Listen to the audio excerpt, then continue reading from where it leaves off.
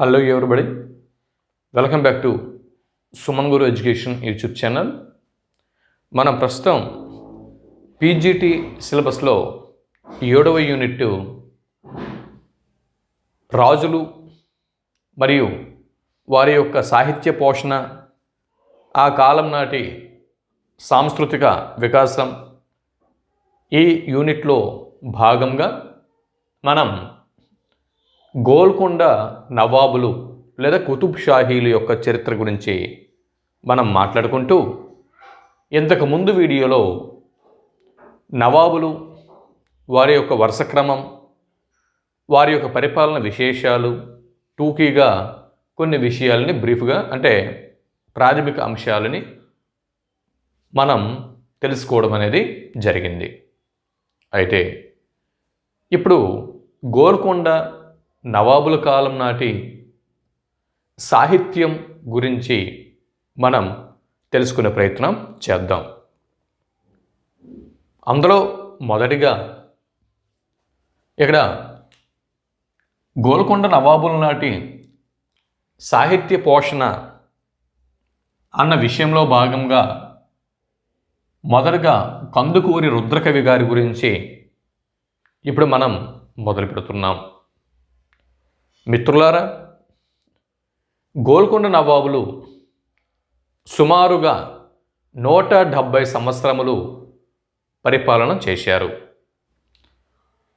అందులో ఇబ్రహీం కుతుబ్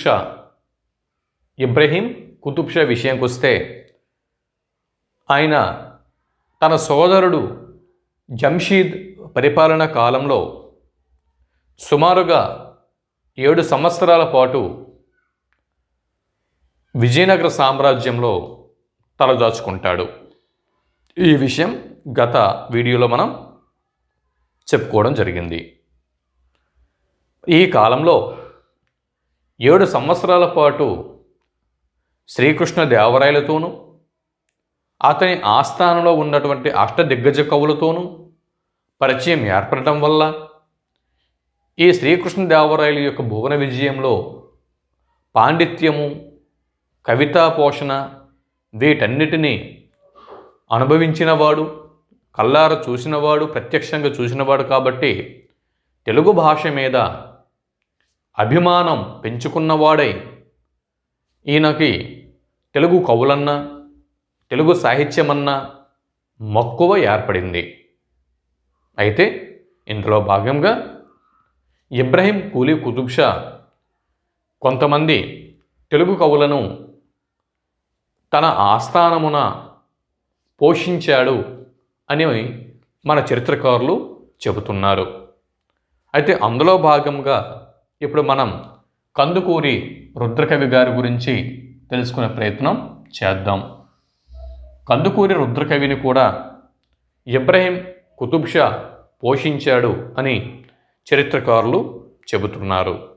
అయితే ఇప్పుడు కందుకూరి రుద్రకవి దగ్గర నుంచి గోల్కొండ సామ్రాజ్యమున సాహిత్య పోషణ అన్న విషయం గురించి మనం ఇప్పుడు అధ్యయనం చేద్దాం.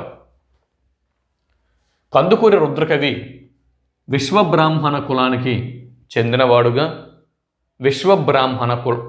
చెందినవాడుగా డాక్టర్ నాగయ్య గారు తన తెలుగు సాహిత్య సమీక్ష వాల్యూమ్ 2 పుస్తకంలో పేర్కోవడం జరిగింది. ఇకపోతే ఈయన యొక్క రచనల విషయానికి వస్తే, కందుకూరి రుద్రకవి ప్రధానంగా 3 రచనలు చేశాడు. కందుకూరి రుద్రకవి ప్రధానంగా ఎన్ని రచనలు చేశాడండి? 3 రచనలు చేశాడు. అందులో ఒకటి యక్షగానము, 2 ప్రబంధము, 3 అష్టకము. కందుకూరి రుద్రకవి అనగానే యక్షగానం గుర్తుకు రావాలి, సాంఘిక ప్రబంధము గుర్తుకు రావాలి, అష్టకము అనేది గుర్తుకు రావాల్సి ఉంటుంది. మళ్ళీ చూడండి, కందుకూరి రుద్రకవి అనగానే మనకి ముందుగా గుర్తుకు రావాల్సినవి యక్షగానము, సాంఘిక ప్రబంధము, అష్టకము. ఈ 3 మనకి గుర్తుకు రావాలి. యక్షగానము అనగానే సుగ్రీవ విజయం. కందుకూరి రుద్రకవి రచించినటువంటి యక్షగానము ఏదండి? సుగ్రీవ విజయము. సుగ్రీవ విజయము అనేటటువంటి యక్షగానముని కందుకూరి రుద్రకవి రచించాడు. దాని తర్వాత సాంఘిక ప్రబంధము అని చెప్పి అన్నాం కదా. మరి కందుకూరి రుద్రకవి రచించినటువంటి సాంఘిక ప్రబంధము అంటే నిరంకుశోపాఖ్యానము. నిరంకుశోపాఖ్యానము ఏంటండి?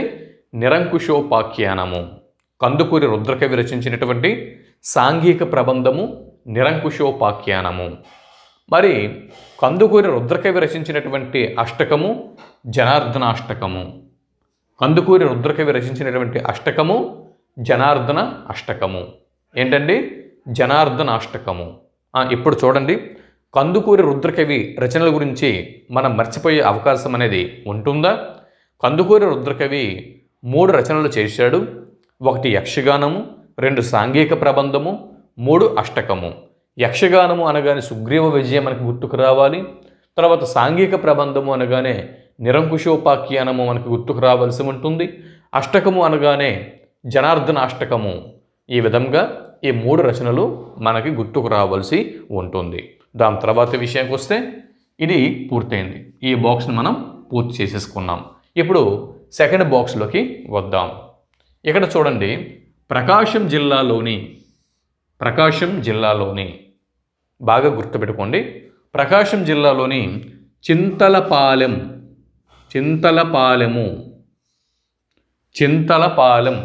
ప్రకాశం జిల్లాలోని చింతలపాలెము అనేటటువంటి అగ్రహారముని, ప్రకాశం జిల్లాలో ఉన్నటువంటి చింతలపాలెం అనేటటువంటి అగ్రహారంని కందుకూరి రుద్రకవి యొక్క పాండిత్య ప్రతిభకు మెచ్చుకొని ఇబ్రహీం కుతుబ్ షా అతడికి కందుకూరి రుద్రకవి గారికి దానం చేసినట్లు ఇక్కడ చరిత్రకారులు చెబుతున్నారు. ప్రకాశం జిల్లాలోని చింతలపాలెము అనేటటువంటి ఒక అగ్రహారమును ఇబ్రహీం కుతుబ్ షా చేత దానముగా పొందాడు కందుకూరి రుద్రకవి. మనకి బిట్ అనేది రావచ్చు. ప్రకాశం జిల్లాలోని చింతలపాలెము అను అగ్రహారమును ఇబ్రహీం కుతుబ్ షా చేత దానముగా పొందిన కవి క్రింది వారిలో ఎవరు అని ప్రశ్న అడిగి క్రింద ఆప్షన్లలో కందుకూరి రుద్రకవి, అద్దంకి గంగాధరుడు, లేకపోతే పొన్నగంటి తెలగన, లేదా ఇంకొక కవి, ఇలా 4 కవుల పేర్లు అడుగుతాడు. అందులో మనము కందుకూరి రుద్రకవి అని జవాబుని గుర్తించాల్సి ఉంటుంది. ఇక్కడ లేదంటే బిట్ ఇలా కూడా రావచ్చు. కందుకూరి రుద్రకవికి చింతలపాలెము అను అగ్రహారమని దానముగా ఇచ్చిన వారు క్రింది వారిలో ఎవరు అనే బిట్టు అడిగి క్రింది ఆప్షన్లలో ఇబ్రహీం కుతుబ్ షా అని ఉంటే మనం ఇబ్రహీం కుతుబ్ షా పేరుని సరైనటువంటి జవాబుగా గుర్తించాల్సి ఉంటుంది. అలా కాకుండా బిట్టు 3వ విధంగా అడగవచ్చు. చూడండి, ఇక్కడ బిట్స్ 3 రకాలుగా ఫ్రేమ్ అయ్యే అవకాశం అనేది ఉంది. ఇక్కడ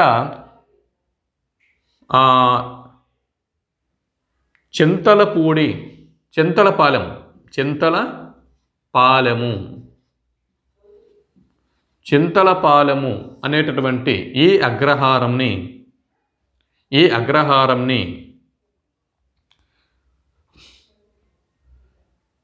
ఇబ్రహీం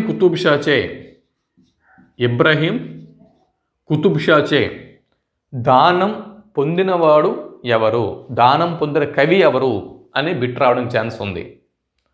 అలా కాకుండా అలాగడిగితే కందుకూరి రుద్రకవి అని రాస్తాము. కందుకూరి రుద్రకవికి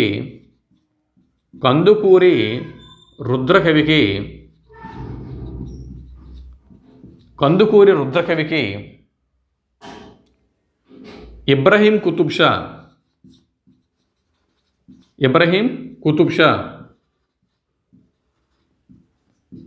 దానంగా ఇచ్చిన అగ్రహారం ఏది? దానంగా ఇచ్చిన అగ్రహారం, దానంగా ఇచ్చినటువంటి అగ్రహారం క్రింది వాటిలో ఏది గుర్తించండి అని చెప్పి బిట్ అనేది రావచ్చు. ఏది జవాబు? ఏది? చింతలపాలెము. మరి చింతలపాలెము అనేది ఏ జిల్లాలో ఉంది అని బిట్ అనేది అడగొచ్చు. చింతలపాలెము ఏ జిల్లాలో ఉంది అని బిట్ అడిగితే ప్రకాశం జిల్లాలో ఉంది. ప్రకాశం జిల్లాలో ఉంది.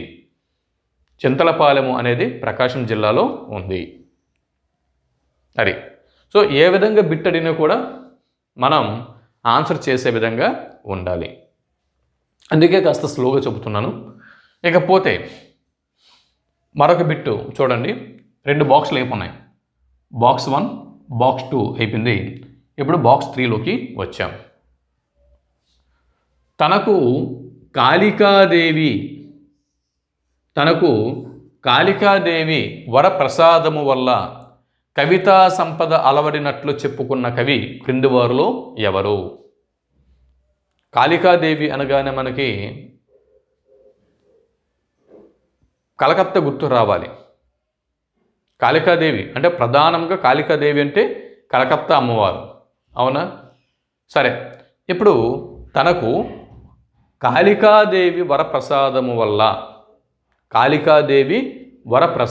వల్ల కవితా సంపద అలవడినట్లు చెప్పుకున్న కవి క్రింది వారిలో ఎవరు అని బిట్టు వస్తే ఇక్కడ కందుకూరి రుద్రకవి అని మనం జవాబు గుర్తించాల్సి ఉంటుంది. లేదా కందుకూరి రుద్రకవి తనకు ఏ దేవి లేదా దేవత వరప్రసాదము వల్ల కవితా సంపద అలవడినట్లు చెప్పుకున్నారు అని బిట్ అడిగితే క్రింద ఆప్షన్లలో కాళికాదేవి అని ఉంటే కాళికాదేవిని మనం జవాబు గుర్తించాల్సి ఉంటుంది. దాని తర్వాత నెక్స్ట్ 4th బాక్స్లోకి వస్తున్నాం. క్రింది వారిలో ఆశు కవితా ప్రవీణుడు, చాటు కవిగా ప్రసిద్ధి చెందిన కవి ఎవరు గుర్తించండి. బిట్టు మరొకసారి. క్రింది వారిలో ఆశు కవిత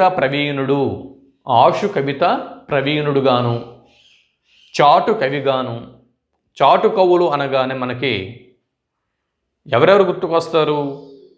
చాటు కవులు అనగానే వేములవాడ భీమకవి, శ్రీనాథుడు గుర్తుకు వస్తారు. వేములవాడ భీమకవి, శ్రీనాథుడితో పాటు కందుకూరి రుద్రకవి కూడా గుర్తుకు రావాలి. ఓకే, చాటు పద్యములు అనగానే వేములవాడ భీమకవి, శ్రీనాథుడు, తర్వాత కందుకూరి రుద్రకవి. సరే, ఇప్పుడు ఆశు కవిత ప్రవీణుడు శ్రీనాథుడు కూడా ఆశు కవిత ప్రవీణుడే. వేములవాడ భీమకవి కూడా ఆశు కవిత ప్రవీణుడే. ఎందు గురించి అంటే ఆశు కవిత ప్రవీణులు మాత్రమే చాటు పద్యములను అల్లగలరు.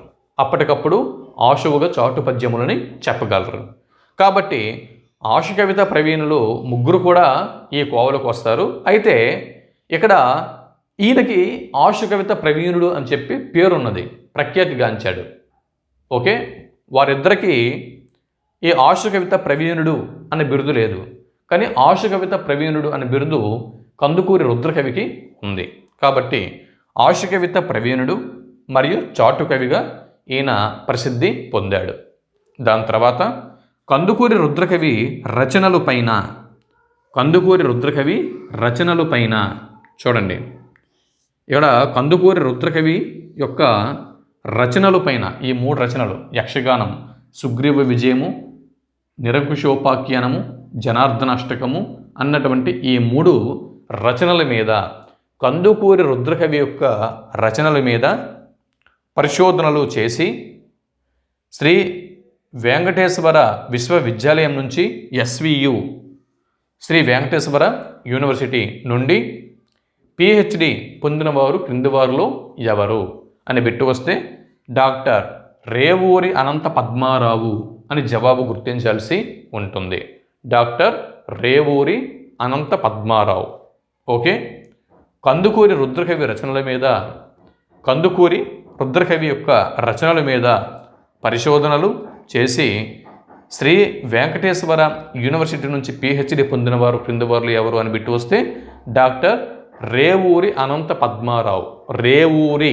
డాక్టర్ రేవూరి పిహెచ్డి చేశారు కాబట్టి డాక్టర్. ఈయనకి పిహెచ్డి ఎస్వియు నుంచి పిహెచ్డి ఉంది కాబట్టి డాక్టర్ రేవూరి అనంత పద్మారావు. సో రేవూరి అనంత పద్మారావు గారు డాక్టరేట్ ఆయనకి ఎలా వచ్చింది? పిహెచ్డి చేయడం వల్ల. పిహెచ్డి దేని మీద చేశారు? కందుకూరి రుద్రకవి యొక్క రచనల మీద చేశారు. ఎక్కడ చేశారు? శ్రీ వెంకటేశ్వర యూనివర్సిటీలో చేశారు. ఇది. సో ఈ బాక్స్ కూడా అయిపోయింది. ఓకే, ఇదంతా కూడా మనం చెప్పేసుకున్నాం. ఇప్పుడు మనము ఈ 3 రచనలు ఉన్నాయి కదా, సుగ్రీవ విజయము, నిరంకుశోపాఖ్యానం, జనార్దన అష్టకం. ఈ 3 రచనల గురించి కూలంకుషంగా ఇప్పుడు మనం తెలుసుకునే ప్రయత్నం చేస్తే కందుకూరి రుద్రకవి గురించి మనం కొంతవరకు పూర్తి చేసుకున్న వాళ్ళం అవుతాము. అంటే ఎగ్జామ్ ఓరియంటేషన్లో మనం పూర్తి చేసుకునే వాళ్ళం అవుతాం. కాబట్టి కందుకూరి రుద్రకవి గారు రచించినటువంటి ఈ 3 రచనల గురించి ఇప్పుడు మన ఎగ్జామ్ ఓరియంటేషన్లో ఎంతవరకు అవసరమో అంతవరకు తెలుసుకునే ప్రయత్నం చేద్దాం. చూడండి, కందుకూరి రుద్రకవి గారి రచనల గురించి ఇప్పుడు మనం తెలుసుకోబోతున్నాం. కందుకూరి రుద్రకవి గురించి మనం మాట్లాడుతున్నాం కదా. కందుకూరి రుద్రకవి గారి గురించి కొన్ని విషయాలు మనం మాట్లాడుకున్నాం. ఇప్పుడు ఆయన రచనల గురించి, ఆయన రచనల మీద ఎలాంటి బిట్లు రావడానికి అవకాశం ఉన్నా మనం దాన్ని ఫేస్ చేసేందుకు, ఎదుర్కొనేందుకు అనుకూలంగా కొంత ప్రాథమిక సమాచారాన్ని మనం తెలుసుకునే ప్రయత్నం చేద్దాం.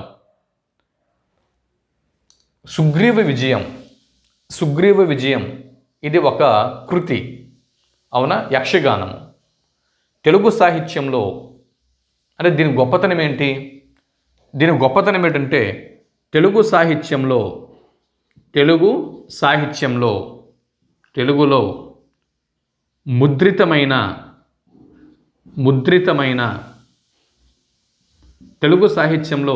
ముద్రితమైన మొట్టమొదటి యక్షగాన గ్రంథం, మొట్టమొదటి యక్షగాన గ్రంథం.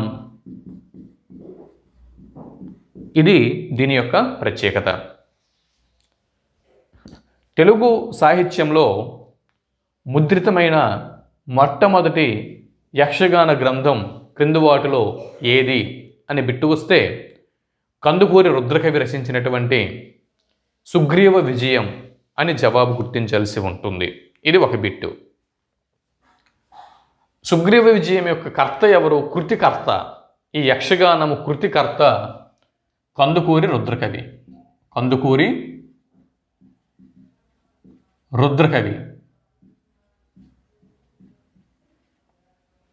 మరి కృతి భర్త ఎవరు? కృతి అంటే కృతులను, కావ్యాలను మనము కాంత, సంహితాలు అని చెప్పుకుంటున్నాం కదా.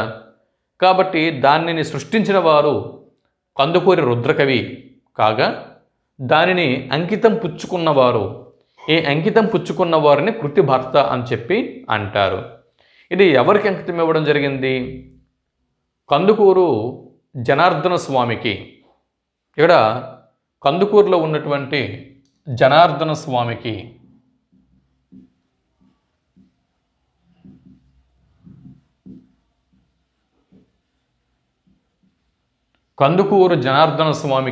అంకితం ఇవ్వడం జరిగింది. మరి ఈ గ్రంథానికి పీఠికను ఎవరు రచించారు? ఈ గ్రంథానికి కందుకూరి రుద్రకవి రచించినటువంటి సుగ్రీవ విజయం అన్న తొలి తెలుగు యక్షగానమునకు పీఠికను రచించిన వారు ఎవరు? వేటూరి ప్రభాకర శాస్త్రి. వేటూరి ప్రభాకర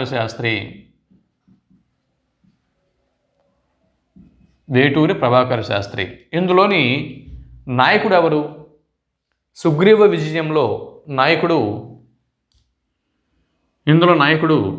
శ్రీరామచంద్రమూర్తి. శ్రీరాముడు. ఇందులో నాయకుడు శ్రీరాముడు. కరుణభాసుర యక్షగాన ప్రబంధం.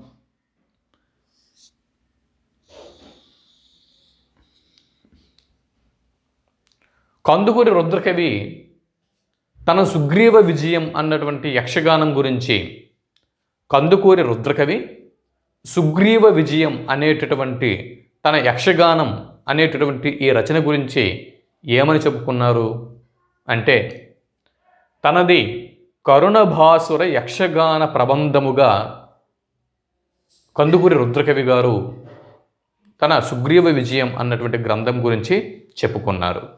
బిట్టు మనకి ఎగ్జామ్లో వస్తుంది.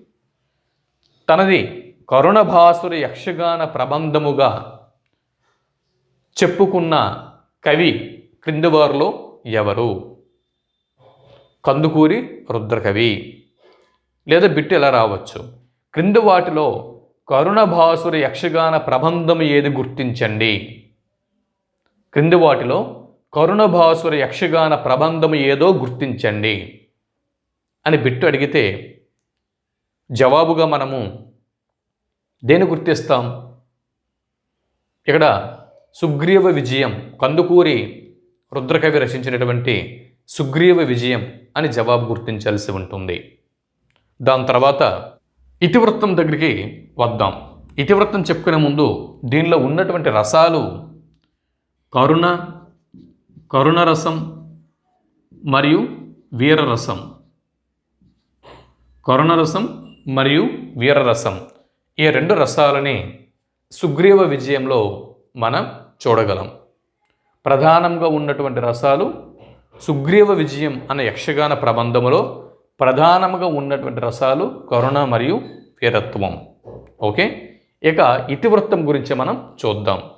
ఇతివృత్తం గురించి పరిశీలన చేస్తే ఇందులో సుగ్రీవుడు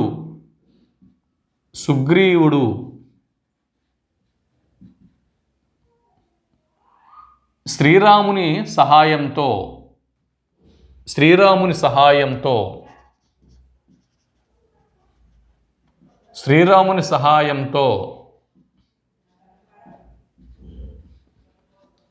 సుగ్రీవుడు శ్రీరామచంద్రమూర్తి యొక్క సహాయంతో వాలిని తన సోదరుడు అయినటువంటి వాలిని వధించి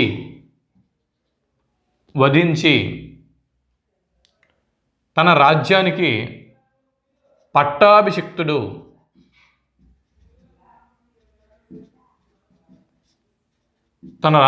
పట్టాభిషిక్తుడు కావటమే ఇందులోని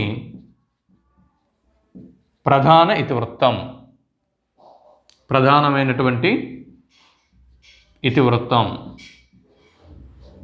ఇది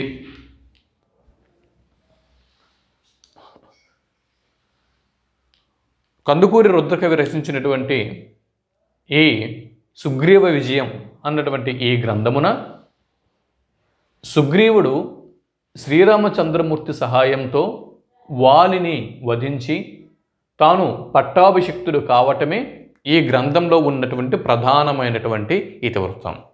ఇకపోతే కోవిదాస్తవనీయ గుణరుద్రధీరుడు క్రింది వారిలో ఎవరు? బిట్టు చూడండి. కోవిదాస్తవనీయ గుణరుద్రధీరుడు క్రింది వారిలో ఎవరు? కోవిదాస్తవనీయ గుణరుద్రధీరుడు. జవాబు కందుకూరి రుద్రకవి సుగ్రీవ విజయం అనేటటువంటి తన యక్షగాన ప్రబంధములో కందుకూరి రుద్రకవి సుగ్రీవ విజయం అన్నటువంటి గ్రంథములో, అంటే ఆ గ్రంథము చివరిలో చెప్పుకున్నాడు. సుగ్రీవ విజయం అన్నటువంటి ఈ గ్రంథం చివరిలో కందుకూరి రుద్రకవి తన గురించి తాను ఇలా చెప్పుకున్నాడు. కోవిదాస్తవనీయ గుణరుద్రధీరుడుని అని తన గురించి తాను చెప్పుకున్నాడు. కోవిదాస్తవనీయ గుణరుద్రధీరుడను అని తన గురించి తాను చెప్పుకున్న కవి క్రింది వారిలో ఎవరు అని బిట్టు వస్తే కందుకూరి రుద్రకవి అనే జవాబు గుర్తించాల్సి ఉంటుంది.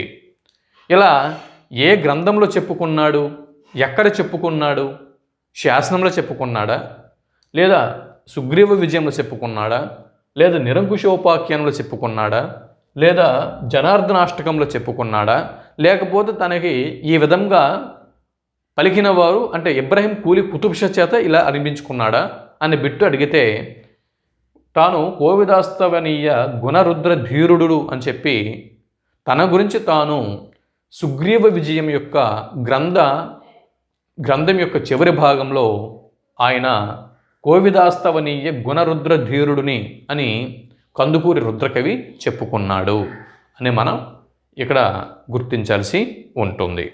ఇది ఇకపోతే ఇక్కడతో సుగ్రీవ విజయంకు సంబంధించినటువంటి ప్రాథమిక సమాచారం ఎగ్జామ్ ఓరియంటేషన్లో మనం పూర్తి చేసుకున్నాం. ఇది సుగ్రీవ విజయంకు సంబంధించినటువంటి ప్రాథమిక సమాచారం. ఇకపోతే ఇప్పుడు నిరంకుశోపాఖ్యానం గురించి ఇప్పుడు మనం చూద్దాం. నిరంకుశోపాఖ్యానం దీనిలో అంటే ఎగ్జామ్ ఓరియంటేషన్లో ప్రధానమైనటువంటి సమాచారంని ఇప్పుడు మనం పరిశీలన చేద్దాం. సుగ్రీవ విజయం అనే యక్షగానమైన తర్వాత ఇప్పుడు నిరంకుశోపాఖ్యానం అనేటటువంటి సాంఘిక ప్రబంధం గురించి పరిశీలన చేద్దాం. ఈ మూడు కూడా కందుకూరి రుద్రకవి గారు రచించినటువంటి కృతులు. ఇందులో నిరంకుశోపాఖ్యానం ఇది 4 ఆశ్వాసముల సాంఘిక ప్రబంధం. 4 ఆశ్వాసముల సరసమైనటువంటి శృంగారభరితమైనటువంటి ప్రబంధము. ఇది సరసమైనటువంటి శృంగార ప్రబంధం. 4 ఆశ్వాసములు. డాక్టర్ జి నాగయ్య గారి తెలుగు సాహిత్య సమీక్ష అన్నటువంటి ప్రామాణిక పుస్తకంని పరిశీలన చేసినట్టుగైతే ఇది 4 ఆశ్వాసముల సరసమైనటువంటి శృంగార ప్రబంధం. ఇది దాని తర్వాత ఇది కందుకూరులో వెలిసినటువంటి సోమేశ్వర స్వామికి అంకితం ఇవ్వబడింది. సోమేశ్వర స్వామికి అంకితం ఇవ్వబడింది. మరి ఇది జనార్దన స్వామికి. సుగ్రీవ విజయం అనేది జనార్దన స్వామికి అంకితం ఇచ్చారు. మరి నిరంకుశోపాఖ్యానము సోమేశ్వర స్వామికి అంకితం ఇచ్చారు. ఇది జనార్దనుడు, ఇది సోమేశ్వరుడు, గుర్తుపెట్టుకోండి. తర్వాత నిరంకుశుడు ఇతడు ఒక వేశ్యాలోలుడు. నిరంకుశుడు అనేటటువంటి వేశ్యాలోలుని యొక్క ఇతివృత్తంని వివరిస్తున్నటువంటి కావ్యము నిరంకుశోపాఖ్యానము. నిరంకుశోపాఖ్యానములో ఈ ప్రబంధములో నిరంకుశోపాఖ్యానము కందుకూరి రుద్రకవి రచించినటువంటి నిరంకుశోపాఖ్యానము అనేటటువంటి ఈ ప్రబంధములో నిరంకుశుడు ఇతడు ఒక వేశ్యాలోలుడు, ఇతడి యొక్క ఇతివృత్తమే ఇందులో వివరించడం అనేది జరిగింది. ఇకపోతే సోమదేవసూరి సంస్కృతంలో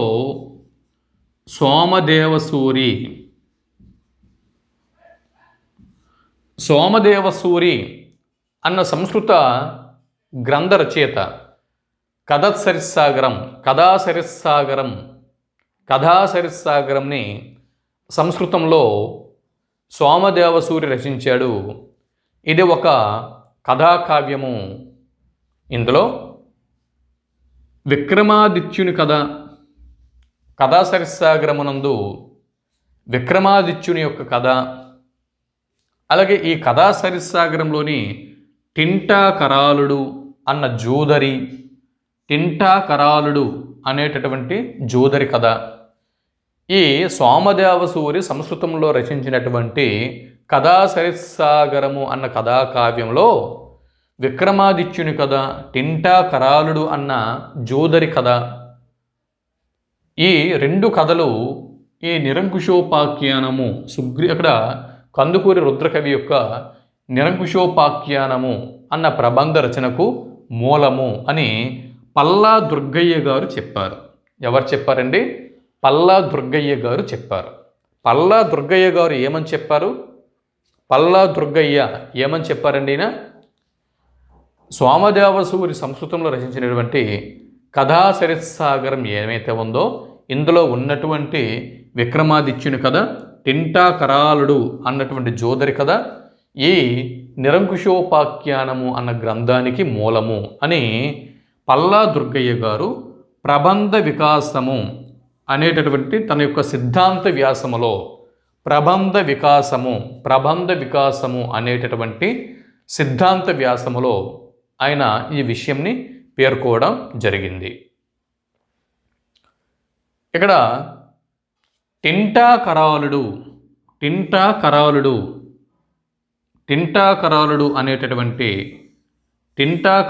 అనబడేటటువంటి నిరంకుశుడు, టింటా కరాలుడు అనబడేటటువంటి నిరంకుశుడు, తర్వాత కళావతి అనబడేటటువంటి రంభ, చాగాబండు అనేటటువంటి నారదుడు, ఇవి ఈ మూడు పాత్రలు నిరంకుశోపాఖ్యానం నందు మనం చూడొచ్చు. టింటా కరాలుడు అన్న నిరంకుశుడు, కళావతి అను రంభ, చాగాబండు అను నారదుడు, ఈ మూడు పాత్రల్ని మనం ఇక్కడ నిరంకుశోపాఖ్యానంలో చూడవచ్చు. అలాగే తెనాలి రామకృష్ణుడు మన అష్టదిగ్గజ కవుల్లో ఒకడైనటువంటి తెనాలి రామకృష్ణుడు పాండురంగ మహాత్మ్యమును రచించాడు కదా. తెనాలి రామకృష్ణుడి యొక్క పాండురంగ మహాత్మ్యమునందు నిగమశర్మ అన్న కథ ఉంది కదా, నిగమశర్మ కథ. ఈ నిగమశర్మ కథను పోలినది ఈ నిరంకుశుడు అనేటటువంటి పాత్ర. అయితే ఇక్కడ నిరంకుశోపాఖ్యానం మీద బిట్లు ఒకసారి మనం పరిశీలన చేద్దాం. నిరంకుశోపాఖ్యానం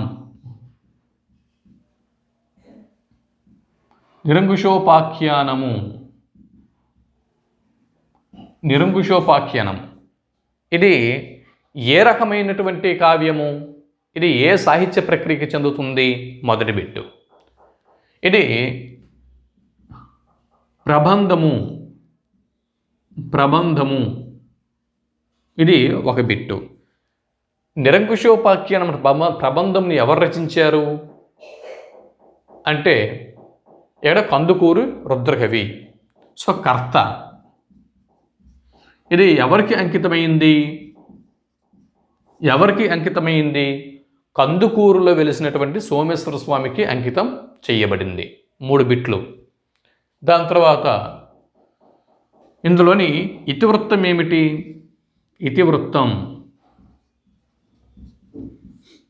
నిరంకుశోపాఖ్యానంలోని ఇతివృత్తం ఏమిటి అంటే నిరంకుశుడు అన్న వేశ్యలోలుడు యొక్క ఇతివృత్తం ఇందులో ఉంటుంది. లేదా బిట్టెల రావచ్చు. నిరంకుశుడు అన్న వేశ్యలోలుడి ఇతివృత్తం గల కావ్యము క్రింది వాటిలో ఏది, దాన్ని ఎవరు రచించారు అని బిట్ అనేది రావడానికి అవకాశం అనేది ఉంది. ఇకపోతే ఇక్కడ కథాసరిత్సాగరంలోని విక్రమాదిత్యుని కథ, టింటా కరాలుడు అన్న జోదరి కథ ఈ నిరంకుశోపాఖ్యానమునకు కందుకూరి రుద్రకవి యొక్క నిరంకుశోపాఖ్యానమునకు ఈ గ్రంథమునకు మూలము అని పేర్కొన్న వారు ఎవరు అని బిట్టు వస్తే పల్లా దుర్గయ్య.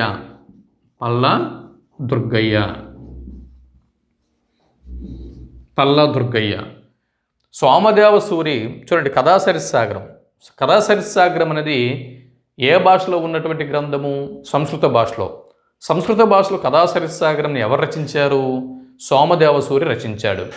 సోమదేవసూరి సంస్కృతంలో రచించినటువంటి ఈ కథా సరిసాగరంలోని విక్రమాదిత్యుని కథ టింటా కరాలుడు అన్నటువంటి జోదరి కథ దీనికి మూలము, ఈ గ్రంథంకి మూలము అని అభిప్రాయపడిన వాడు పల్లా దుర్గయ్య కాగా, ఇది పల్లా దుర్గయ్య గారు ఈ అభిప్రాయంని ఎందులో వెలుబుచ్చారు అంటే ప్రబంధ వికాసము. సో ఇక్కడ ప్రబంధ వికాసం అనేది సిద్ధాంత వ్యాసం.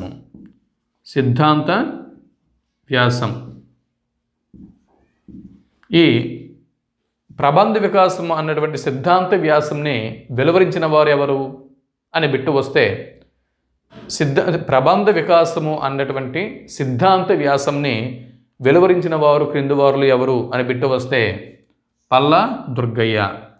లేదా పల్లా దుర్గయ్య గారి సిద్ధాంత వ్యాసము క్రింది వాటిలో ఏది అని బిట్టు వస్తే ప్రబంధ వికాసము అని జవాబు గుర్తించాల్సి ఉంటుంది. ఇకపోతే చూడండి, ఈ నిరంకుశోపాఖ్యానంలోని పాత్రల మీద బిట్ అనేది రావచ్చు. పాత్రల మీద బిట్ వచ్చినప్పుడు టింటాకరాలుడు అనబడే నిరంకుశుడు ఇదొక పాత్ర, కళావతి అనబడే రంభ ఇదొక రెండవ పాత్ర, చాగబండు అను నారదుడు. ఇందులో నారదుడు పేరేంటి? చాగాబండు అన్న నారదుడు. ఈ మూడు పాత్రలు ఉన్నటువంటి గ్రంథము క్రింది వాటిలో ఏది అంటే నిరంకుశోపాఖ్యానం. టింటాకరాలుడు అన్న నిరంకుశుడు, కళావతి అన్న రంభ, చాగాబండు అన్న నారదుడు, ఈ మూడు పాత్రలు ఉన్నటువంటి గ్రంథము నిరంకుశోపాఖ్యానం. ఇకపోతే మనకి తెనాలి రామకృష్ణుడు రచించినటువంటి పాండురంగ మహాత్మ్యములోని నిగమశర్మ కథను పోలిన కథ క్రింది వాటిలో ఏది? లేదా నిగమశర్మ అన్న పాత్రను పోలిన పాత్ర క్రింది వాటిలో ఏది అని బిట్టు వస్తే నిరంకుశుడు అన్న పాత్ర అని జవాబుని మనం గుర్తించాల్సి ఉంటుంది. సో ఇక్కడితో మనము సుగ్రీవ విజయంని పూర్తి చేసుకున్నాము. దాని తర్వాత నిరంకుశోపాఖ్యానము దీన్ని పూర్తి చేసుకున్నాము. ఇప్పుడు కందుకూరి రుద్రకవి రచించినటువంటి జనార్దనాష్టకముని ఇప్పుడు మనం పరిశీలన చేద్దాం. కందుకూరి రుద్రకవి రచించినటువంటి మరొక రచన జనార్దనాష్టకం. దీని గురించి మనం ఒకసారి పరిశీలన చేసినట్లయితే ఇక్కడితో కందుకూరి రుద్రకవి గారి గురించి సంబంధించిన ప్రాథమిక సమాచారం ఎగ్జామ్ ఓరియంటేషన్లో పూర్తి చేసుకున్న వాళ్ళం అవుతాం. ఇంకా ఆలస్యం చేయకుండా దీన్ని కూడా మనం పరిశీలన చేసేద్దాం. జనార్దనాష్టకముని రచించిన వారు, జనార్దనాష్టకంని రచించిన వారు ఎవరు మనకు తెలుసు. ఇప్పుడు మనం కందుకూరి రుద్రకవి గురించి మాట్లాడుతున్నాం కాబట్టి కందుకూరి రుద్రకవి. మరి జనార్దనాష్టకమునకు భర్త అంటే దీన్ని అంకితం తీసుకున్నవారు ఎవరు? ఈ కావ్యముని దీనిని అంకితం తీసుకున్నవారు కందుకూరులో వెలిసినటువంటి ఇక్కడ జనార్దన స్వామి, కందుకూరు జనార్దన స్వామి. చూడండి, ఈ జనార్దన స్వామి, కందుకూరులో వెలిసిన జనార్దన స్వామి ఎవరైతే ఉన్నారో ఈ జనార్దన స్వామి మీద అష్టకమును రచించి దానిని ఆ జనార్దన స్వామికే అంకితం ఇవ్వడం జరిగింది. కందుకూరులో వెలిసినటువంటి జనార్దన స్వామి మీద అష్టకంని రచించి జనార్దనాష్టకంని రచించి ఆ జనార్దన స్వామికే, కందుకూరి జనార్దన స్వామికే దీన్ని అంకితం ఇచ్చారు. మరి ఈ విధంగా కందుకూరులో వెలిసిన జనార్దన స్వామికి జనార్దనాష్టకముతో పాటు అంకితం చేసిన మరో గ్రంథము ఏమైనా ఉందా అంటే అది సుగ్రీవ విజయము. చూడండి, కందుకూరి రుద్రకవి తాను రచించినటువంటి 3 కృతుల్లో 2 కృతులను జనార్దన స్వామికి, అంటే 3 కృతులు కూడా, తాను రచించినటువంటి 3 కృతులు కూడా కందుకూరులో వెలిసినటువంటి స్వామి వారికే అంకితం చేశాడు. అయితే కందుకూరులో వెలిసినటువంటి స్వాములు ఒకరు జనార్దన స్వామి కాగా, రెండవ స్వామి ఎవరండి? సోమేశ్వర స్వామి. జనార్దన స్వామి మరియు సోమేశ్వర స్వామి. కందుకూరులో వెలిసినటువంటి జనార్దన స్వామికి 2 గ్రంథముల్ని అంకితం చేశాడు. అవి సుగ్రీవ విజయము 1, జనార్దన అష్టకము 1. ఈ 2 కూడా జనార్దన స్వామికి అంకితం చేశాడు. మరొక గ్రంథము నిరంకుశోపాఖ్యానము అనేటటువంటి గ్రంథముని కందుకూరులో వెలిసిన సోమేశ్వర స్వామికి అంకితం చేశాడు. క్లియర్ అయిపోయిందా? ఇంకేమైనా ఉందా? సో కందుకూరి రుద్రకవి ఆయన గారు రచించినటువంటి గ్రంథాలని అంకితం చేసుకున్నటువంటి, అంకితం ఇచ్చినటువంటి వారి ప్రభువుల్లో ఉన్నటువంటి సందేహము మనకి తీరిపోయింది కదా. ఇప్పుడు ఇంకొక దానిలోకి వెళ్దాం. ఎంతకీ అష్టకము అంటే ఏమిటి? అష్టకము అనగా 8 పద్యాల శ్లోక గుచ్ఛము. 8 పద్యాల శ్లోక గుచ్ఛము. 8 పద్యాల శ్లోక గుచ్ఛము. ఓకే, ఈ 8 పద్యాల శ్లోక గుచ్ఛముని అష్టకము అని చెప్పి అంటారు. అయితే అచ్చ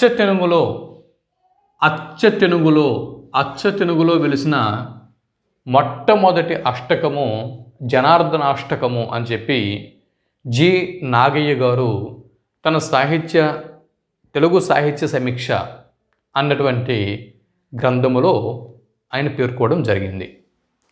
అచ్చ తెనుగులో వెలిసిన మొట్టమొదటి అష్టకం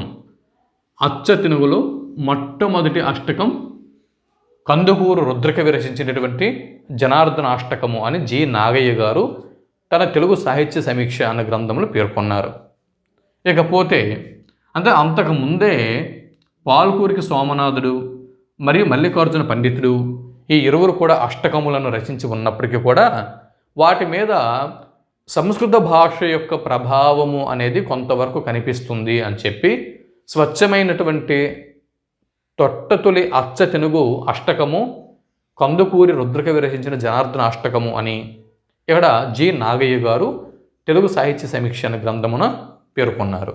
అయితే పాల్కూరికి సోమనాథుడు ఒక 3 అష్టకములని రచించారు.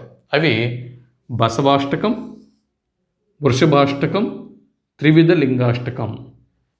బసవాష్టకము, వృషభాష్టకము, త్రివిధ లింగాష్టకము. సింపుల్. పాల్కూరికి సోమనాథుడు రచించిన అష్టకములని ఈజీగా మనం గుర్తుపెట్టుకోవచ్చు. బసవన్ననే వృషభం అని చెప్పి కూడా అంటాము. సో బసవన్న అష్టకము, వృషభం యొక్క అష్టకము, అలాగే త్రివిధ లింగాష్టకం, శివుని యొక్క లింగము, త్రివిధ లింగాష్టకం. ఈ 3 అష్టకములని పాల్కూరికి సోమనాథుడు రచిస్తాడు. అయితే వీటిని ఈ 3 అష్టకములను బసవాష్టకము, వృషభాష్టకము, త్రివిధ లింగాష్టకము ఈ 3 పాల్కూరికి సోమనాథుడు రచించినటువంటి ఈ అష్టకములను నిడదవోలు వెంకట్రావు గారు ఎవరండి? నిడదవోలు వెంకట్రావు, పేరు గుర్తుపెట్టుకోండి. నిడదవోలు వెంకట్రావు గారు లివ్స్ ఆఫ్ తెలుగు పోయట్స్ లేదా lives of LIVES lives of Telugu poets అన్నటువంటి గ్రంథమున నిడదవోలు వెంకట్రావు గారు లైవ్స్ ఆఫ్ తెలుగు పోయట్స్ అనేటటువంటి ఈ గ్రంథమున ఈ పాల్కూరికి సోమనాథుడు రచించినటువంటి ఈ 3 అష్టకములను గురించి ఉదహరించారు. ఇది ఒక బిట్టు గుర్తుపెట్టుకోండి.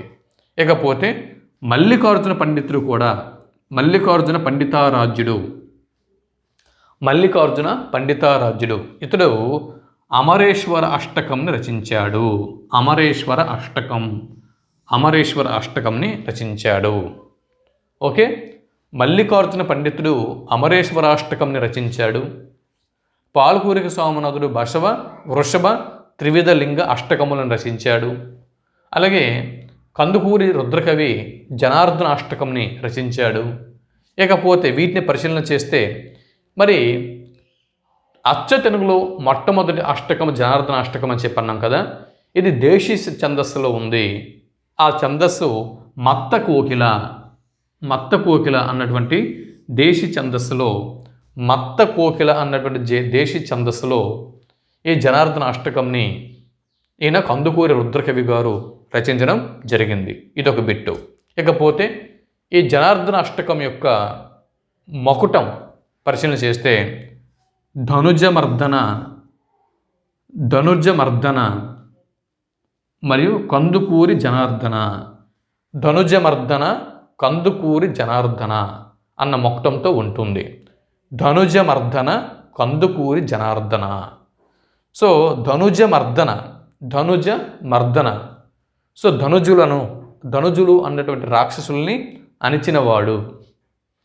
ధనుజులు అనేటటువంటి రాక్షసుల్ని వారి యొక్క మత్తుని అణిచినవాడు ధనుజమర్దన. కందుకూరులో వెలిసినటువంటి జనార్దన స్వామి.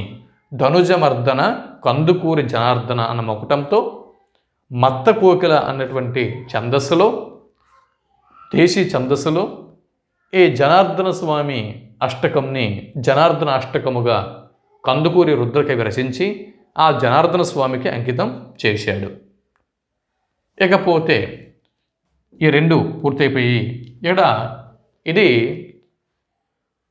కందుకూరు రుద్రకవి రచించినటువంటి ఈ జనార్దన అష్టకములోని ప్రధాన రసము శృంగారము. ప్రధాన రసం ఏంటండి? శృంగారము. గుర్తుపెట్టుకోండి. ఇకపోతే ఇందులోని ఇతివృత్తము, ఈ జనార్దన అష్టకములోని ఇతివృత్తము విరహోత్కంఠిత అష్టవిధ శృంగార నాయకులు. వీరి గురించి నేను చెప్పాను. విరహోత్కంఠిత అంటే ఎవరు? ఇది మీకు కావాలంటే ఈ వీడియో క్రింద డిస్క్రిప్షన్లో లింక్ ప్రొవైడ్ చేస్తున్నాను. ఆ లింక్ మీద క్లిక్ చేయండి. అష్టవిధ నాయకులు గురించి మీకు పూర్తిగా సమాచారం నేను ప్రొవైడ్ చేసి ఉన్నాను. అష్టవిధ నాయకుల్లో ఈ విరహోత్కంఠిత ఒకరు. వీరి గురించి సమాచారం మీకు కావాలంటే వీడియో ఆల్రెడీ ఉంది. ఈ వీడియో కింద డిస్క్రిప్షన్లో ఉంది. లింక్ మీద క్లిక్ చేసి మీరు ఓపెన్ చేసి తెలుసుకోండి. అయితే విరహోత్కంఠిత అయినటువంటి నాయిక జనార్దన స్వామిని స్వీయాను రక్తుడినిగా చేసుకున్నటకు ప్రయత్నించిన విధమే ఈ జనార్దన అష్టకంలో ఉన్నటువంటి ఇతివృత్తము. ఓకే, ఇది జనార్దన అష్టకంని ఎవరు రచించారు? కందుకూరి రుద్రకవి. ఒక బిట్టు. దీన్ని ఎవరికి అంకితం చేశారు? జనార్దన స్వామికి అంకితం చేశారు. కందుకూరి రుద్రకవి యొక్క 3 రచనలు 3 కూడా కందుకూరులో వెలిసిన స్వాములకే అంకితం చేశాడు. 2 రచనలు జనార్దన అష్టకం 1 మరియు ఇక్కడ ఉన్నటువంటి సుగ్రీవ విజయం 1. ఈ రెండింటిని జనార్దన స్వామికి అంకితం ఇవ్వగా నిరంకుశోపాఖ్యానం అనేది సోమేశ్వర స్వామికి అంకితం చేశాడు. అది అయిపోయిన తర్వాత ఇక దీనిలో ఉన్నటువంటి రసము శృంగార రసము. జనార్దన అష్టకంలో ఉన్నటువంటి రసము శృంగార రసము. ఇదొక బిట్టు. ఇందులోని ఇతివృత్తం ఏంటి? విరహోత్కంఠిత అయిన నాయక జనార్దన స్వామిని స్వీయానురక్తునిగా చేసుకునేందుకు ప్రయత్నం చేయటము. ఇందులో ఇతివృత్తం. ఇదొక బిట్టు. ఇకపోతే ఇది అష్టకము అనగానే ఏంటి? ఇదొక బిట్టు. అష్టకము అనగా 8 పద్యాల శ్లోక గుచ్ఛము. ఇదొక బిట్టు. అచ్చ తెలుగులో వెలిసిన మొట్టమొదటి అష్టకము జనార్దన అష్టకం. ఇదొక బిట్టు. ఇక మొకటం ఏంటి? జనార్దన అష్టకం యొక్క మొకటము ధనుజమర్దన కందుకూరి జనార్దన అనేది ఇందులో ఉన్నటువంటి మొకటము. ఇదొక బిట్టు. మరి ఇందులో భాగంగా ఛందస్సు మత్త కోకిల. ఇదొక బిట్టు. అలాగే పాల్కూరికి సోమనాథుడు రచించినటువంటి 3 అష్టకములు బసవయ్య అంటే యుద్ధు, అవునా, నంది. అలాగే దాన్నే వృషభము అని చెప్పి కూడా అంటారు కదా, బసవాష్టకము వృషభాష్టకము. ఈ బసవయ్య లేదా వృషభము ఎవరి వాహనము? శివుడి యొక్క వాహనం, శివుడి యొక్క ఆత్మ లింగము. సో లింగాష్టకం, బసవ వృషభ త్రివిధ లింగాష్టకం. వీటిని రచించిన వాడు పాల్కురికి సోమన. సో వీటి గురించి ఉదాహరించిన వారు ఎవరు? పాల్కురికి సోమన రచించినటువంటి ఈ 3 అష్టకములను ఉదాహరించిన వారు నిడదవోలు వెంకట్రావు. ఏ గ్రంథంలో? లైవ్స్ ఆఫ్ తెలుగు పోయట్స్ అన్న గ్రంథంలో ఉదాహరించారు. ఇదొక బిట్టు. ఇక మల్లికార్జున పండితుడు రచించినటువంటి అష్టకము అమరేశ్వర అష్టకం. అమరేశ్వర అష్టకం. ఇక్కడతో కందుకూరి రుద్రకవి రచించినటువంటి రచనలు, ఆయనకు సంబంధించిన ఇన్ఫర్మేషను మీకు చాలా ఎక్కువగా ఇచ్చానని చెప్పి నేను అనుకుంటున్నాను. అవునా? ఈ కంటెంట్తో మీరు సాటిస్ఫికేషన్తో ఉన్నట్టయితే వీడియో మీద ఒక లైక్ ఇవ్వండి, మన వీడియోకి సపోర్ట్గా నిలవండి. ఇక్కడ కందుకూరు రుద్రకవికి సంబంధించినటువంటి పూర్తి సమాచారం ఈ వీడియోలో నేను మీకు అందివ్వడం జరిగింది. ఎంతవరకు ఈ వీడియోని చాలా క్షుణ్ణంగా తదేకముగా ఫాలో అయిన వారందరికీ కూడా స్పెషల్గా థ్యాంక్స్ని తెలుపుకుంటున్నాను. సో ఎవరైతే సహనంతో చక్కగా వీడియోలని వింటున్నారో మొదటి నుంచి చివరి వరకు, వారికి విజయం చేకూరాలి అని చెప్పి నేను మనస్ఫూర్తిగా భగవంతుడిని ప్రార్థిస్తున్నాను. చూడండి, వీడియోలు కావాలంటే మీకు ఫ్రీగా ఇచ్చేస్తున్నాను, కానీ దీని యొక్క నోట్స్ మెటీరియల్ మరియు దీనికి సంబంధించినటువంటి టెస్ట్ సిరీస్లు, ప్రాక్టీస్ బిట్స్ ఇవి మీకు కావాలి అనుకుంటే తప్పనిసరిగా మన వాట్సాప్ గ్రూప్లో జాయిన్ అవ్వాల్సి ఉంటుంది. వాట్సాప్ గ్రూప్లో జాయిన్ అవ్వాలంటే కొంత మెంబర్షిప్ అమౌంట్ అనేది, అంటే నామమాత్రపు ఫీజు, చాలా తక్కువ మొత్తంలో ఫీజు అనేది తీసుకుంటున్నాము. ఆ ఫీజు పే చేస్తే ఆ గ్రూప్లో మిమ్మల్ని యాడ్ చేయడం అనేది జరుగుతుంది. సార్, ఇది ఉచితంగా కంటెంట్ ఇవ్వచ్చు కదా, డబ్బులు ఎందుకు తీసుకుంటున్నారు అని చెప్పి మీరు అడగవచ్చు. ఫాలోవర్స్ మీరందరూ కూడా ఉపాధ్యాయులే కదా, మీరందరూ కూడా అంటే పిహెచ్డీలు చేస్తున్నారు, చాలామంది పీజీలు చేస్తున్నారు, అలాగే మంచి మంచి క్వాలిఫికేషన్స్తో ఉన్నారు. ఈ కంటెంట్ మీకు నేను అందించాలంటే ముందు ప్రామాణిక పుస్తకాలని కొనుక్కోవాలి. ప్రామాణిక పుస్తకాలు కొనేందుకు డబ్బులు ఖర్చు అవుతాయి కదా, ఒకటి. రెండోది, నేను సమయం అనేది దీనికోసం కేటాయించాలి కదా. మీకు అందరికీ తెలుసు సమయం ఎంత విలువైనదో. మరి ప్రామాణిక పుస్తకాలు తీసుకొచ్చి వాటిని నోట్స్ రాయాలి. ముందుగా నేను నోట్స్ అనేది ప్రిపేర్ చేసుకోవాలి. నోట్స్ ప్రిపేర్ చేసుకున్న తర్వాత, సరే నోట్స్ ప్రిపరేషన్ అయిపోయింది, దాన్ని బోర్డు మీద ప్రజెంటేషన్ చేయాలి. కెమెరా ముందు బోర్డు మీద ప్రజెంటేషన్ అయిపోయింది. సరే, ఒకటి, పుస్తకాలు కొనడానికి డబ్బులు ఖర్చు అయినాయి. 2, ఇలా ప్రజెంటేషన్ కోసము దీన్ని మళ్ళీ మీ ముందు తీసుకురావడం కోసము సమయం అనేది వేస్ట్ అయింది. 2, మూడోది ఏంటంటే ఎంత పెద్ద వీడియోని ఇప్పుడు నేను యూట్యూబ్ ఛానల్లో అప్లోడ్ చేయాలి.